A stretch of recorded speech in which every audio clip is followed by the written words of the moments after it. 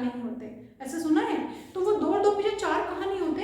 हमारे सदिश योग में नहीं होते।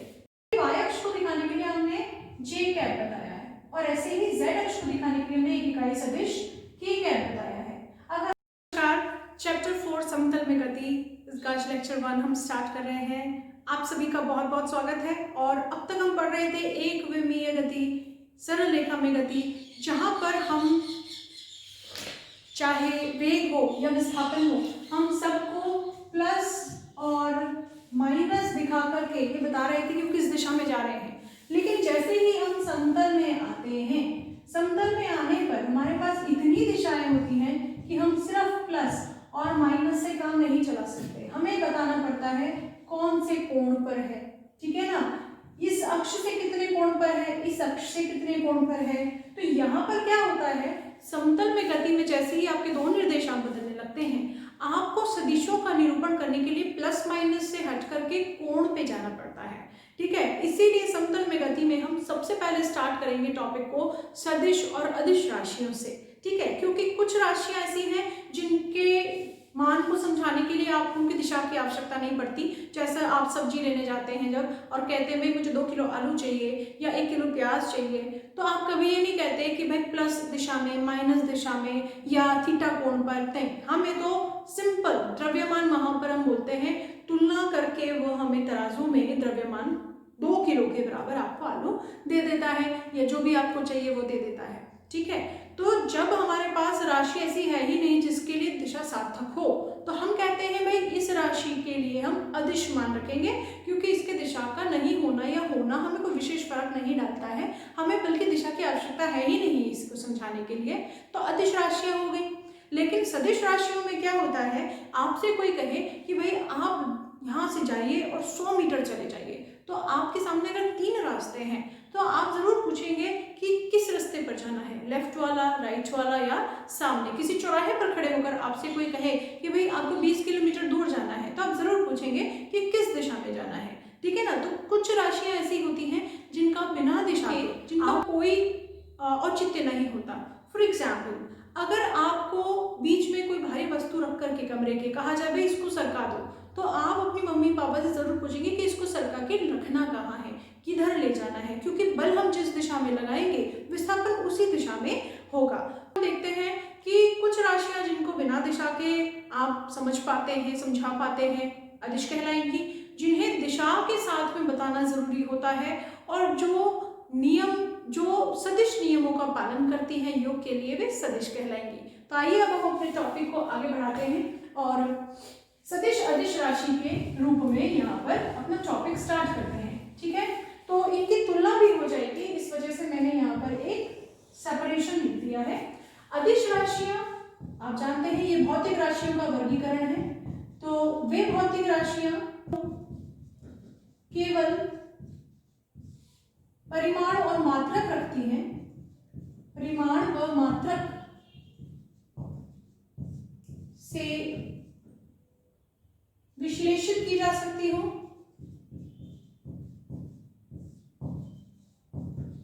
क्या कहलाएंगी? सदिश।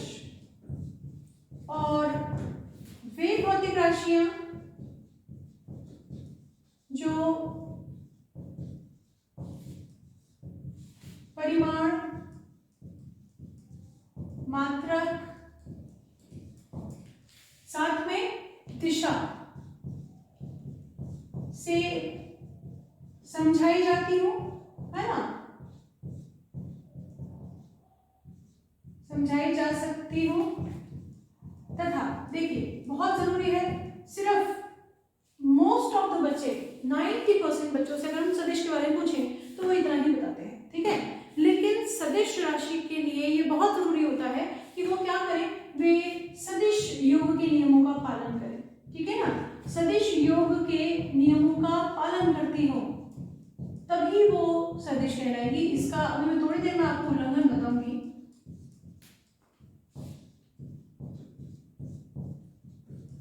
ठीक है? तो ये हो गया हमारा अदिश राशि का परिभाषा, हो गया हमारा सदिश राशि का परिभाषा।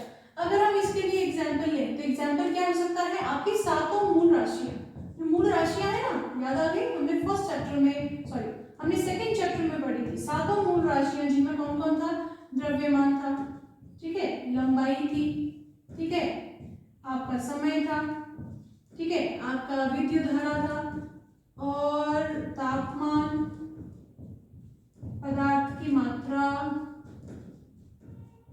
और आपका ज्योति तीव्रता, ये तो सब है इसे, क्या है ये सब अदिश है।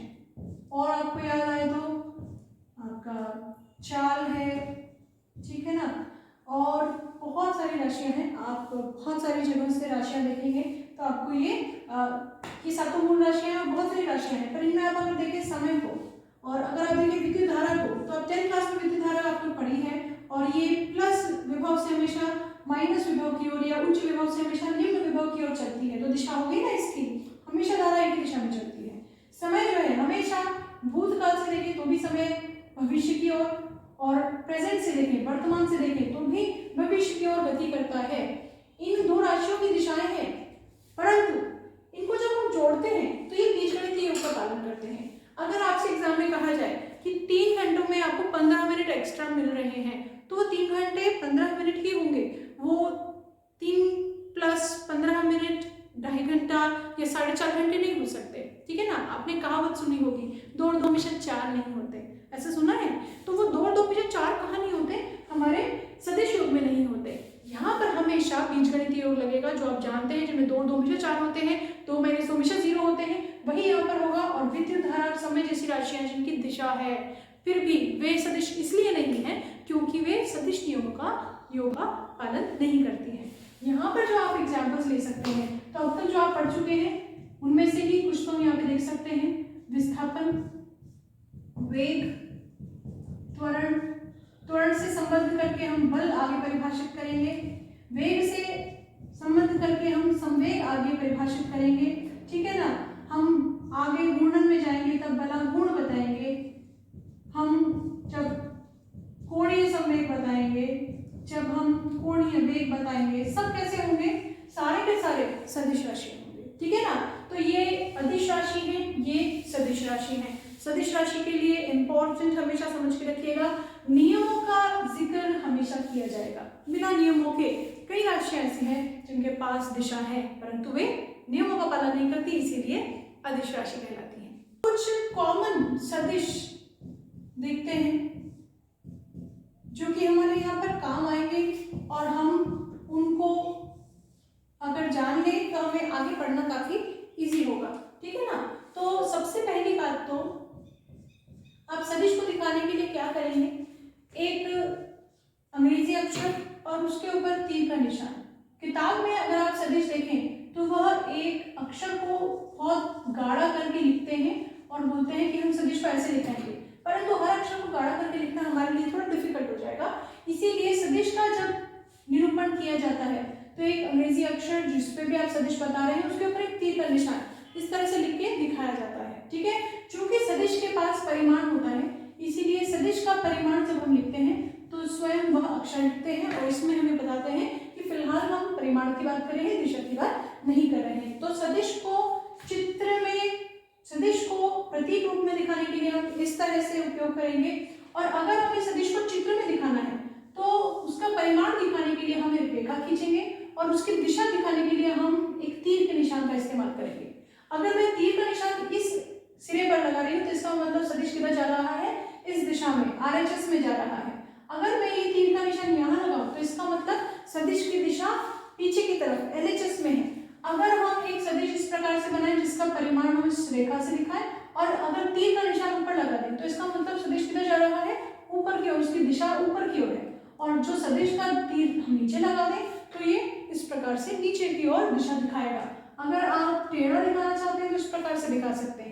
लेकिन ये जो तीर है, इस तीर की जो बॉडी है, ये जो इसका भाग है बिना तीर के, वह इसका परिमाण के अनुसार बनाया जाता है। और अगर इसकी दिशा दिखानी हो तो तीर का शीर्ष पे हम एक तीर का निशान लगा देते हैं, ठीक है। तो इस तरह से हमारा ये सदिश का परिमाण है, ये शीर्ष है और इसे हम कहते हैं पुच्छ। क्या कहते हैं, पुच्छ। पूंछ होती है ना, उसका शुद्ध हिंदी में पुच्छ कहा है उसको, और ये आपका शीर्ष कहलाएगा जहां पर तीर का निशान होगा। और ये जो है वह परिमाण को दर्शाता हुआ इसका शरीर का भाग बनाया जाएगा। ठीक है, तो इस तरह से हम सदिश को दिखाएंगे। तो पहला सदिश हम देखेंगे समान सदिश। समान सदिश ऑब्वियसली समान है तो समान हो असमान हो तो तुलना करनी पड़ती है। तो समान सदिश दो सदिश, ऐसे सदिश, सदिश के क्या होना जरूरी है, परिमाण और उसकी दिशा। दो सदिश जिनके परिमाण और दिशा कैसे हो, बराबर, परिमाण और दिशा समान हो, क्या कहलाते हैं, समान सदिश। जैसे एक ए सदिश और एक ए सदिश, यदि ए सदिश और बी सदिश का परिमाण कैसा हो, बराबर हो, और साथ ही में इनकी दिशा भी कैसी हो, समान हो, तो ये क्या कहलाएंगे, समान सदिश कहलाएंगे। ठीक है, फिर दूसरा इसका उल्टा असमान सदिश।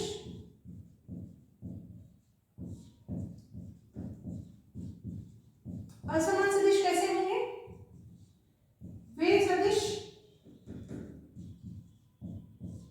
जो दिशा अथवा परिमाण अथवा दोनों में भिन्न हो।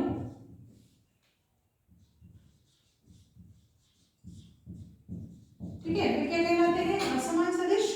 जैसे कि आप देखें ये ए सदिश और ये बी सदिश, ठीक है, ये दोनों कैसे हैं, इनकी दिशाएं अलग हैं।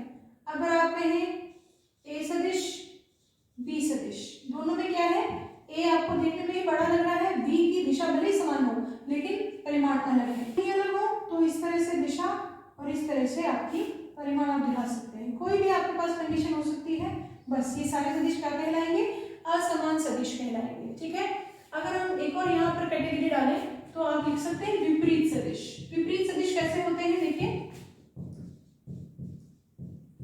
अगर दो बराबर परिमाण के, समान परिमाण के परंतु विपरीत दिशा वाले,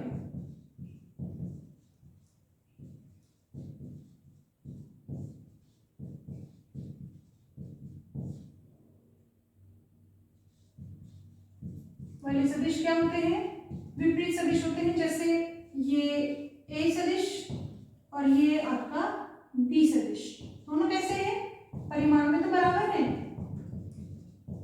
परंतु कैसे हैं, विपरीत दिशा में, ऐसा हम लिख सकते हैं। ठीक है, तो ये विपरीत सदिश हो गए। देखिए नाम से ही पता चलता है, ऐसा सदिश जिसका परिमाण कैसा हो, शून्य हो, जिसका परिमाण शून्य हो।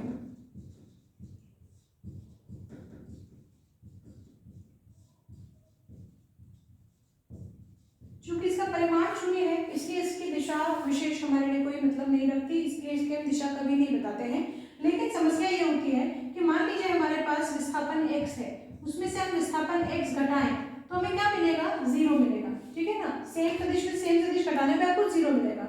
अब सदिश से सदिश घटाएंगे तो राशि कैसे मिलनी चाहिए, सदिश मिलनी चाहिए। अब विशेषता क्या होगी कि उसका परिमाण शून्य मिल गया, तो हमें यहाँ पर एक शून्य सदिश परिभाषित करने की आवश्यकता पड़ी। शून्य सदिश का परिमाण शून्य होता है और इसलिए इसकी दिशा का महत्व नहीं रह जाता है।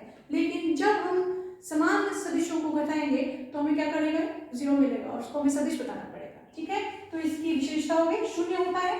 ध्यान दीजिए, एक कंडीशन है, समान सदिशों का व्यवकलन आपको शून्य देगा, और अगर आप 0 किसी सदिश से मल्टीप्लाई कर दें तो भी आपको एक शून्य सदिश मिलता है, और अगर आप किसी कांस्टेंट को शून्य सदिश से मल्टीप्लाई करें तो भी वो क्या मिलेगा, आपको शून्य के बराबर मिलेगा। ठीक है, तो ये इसकी विशेषता होती है। लास्ट में आज के लेक्चर के लिए हम एक 5वां प्रकार का सदिश यहाँ पे बता रहे हैं। बहुत सारे प्रकार के सदिश बताए जा सकते हैं, देखिए, लेकिन मैं जो आपके भी फिलहाल यूज होने वाले हैं, जो जल्दी जल्दी आपको यूज होंगे, वही आपको भी बता रही हूँ, क्योंकि बहुत सारे बताने से आपके कॉपी के नोट्स पड़ जाएंगे लेकिन आपके काम में नहीं आएंगे। आप सोचेंगे ये कौन सा सदिश है, ये कौन सा सदिश है, तो अननेसेसरीली आप उलझे नहीं, आपको जो इम्पोर्टेंट है वो मैं बता रही हूँ। ठीक है, एकांक सदिश नाम से पता चल रहा है, जैसे ये नाम से पता चल रहा था कि इसका परिमाण शून्य था। इसका परिमाण एक अंक होता है, एक अंक मीन्स 1, एक अंक। इसको आप इकाई सदिश भी कहते हैं। वे सदिश जिनका परिमाण कैसा हो, जिनका परिमाण इकाई हो, इकाई सदिश कहलाते हैं। ये कब मिलते हैं? इकाई सदिश की विशेषता होती है कि यह दिशा प्रदर्शित करता है। इसका परिमाण तो 1 होगा लेकिन यह एक दिशा को बताएगा। ठीक है, तो किसी भी दिशा को सूचित करने के लिए हम क्या करते हैं, उस दिशा में इकाई सदिश परिभाषित करते हैं। जैसे कि आप आगे बढ़ेंगे, एक्स अक्ष को बताने के लिए हमने एक्स अक्ष की दिशा में एक इकाई सदिश आई कैप बताया है। ऐसे ही वाई अक्ष को दिखाने के लिए हमने जे कैप बताया है, और ऐसे ही जेड अक्ष को दिखाने के लिए हमने एक इकाई सदिश के कैप बताया है। अगर माइनस एक्स को दिखाते हैं तो माइनस आई कैप कह देते हैं, माइनस वाई अक्ष को दिखाते हैं माइनस जे कैप कहते हैं, और अगर माइनस जेड अक्ष को दिखाते हैं तो माइनस के कैप कह देते हैं। बहुत आसानी से अगर हम सदिश दिखाना चाहें एक्स अक्ष के अनुदिश, तो हम बोलते हैं कि आप इस सदिश को कैसे दिखा सकते हैं, उसका परिमाण, अगर मान लीजिए ए उसका परिमाण है और अगर एक्स दिशा में है वो, तो आई कैप लगा दीजिए।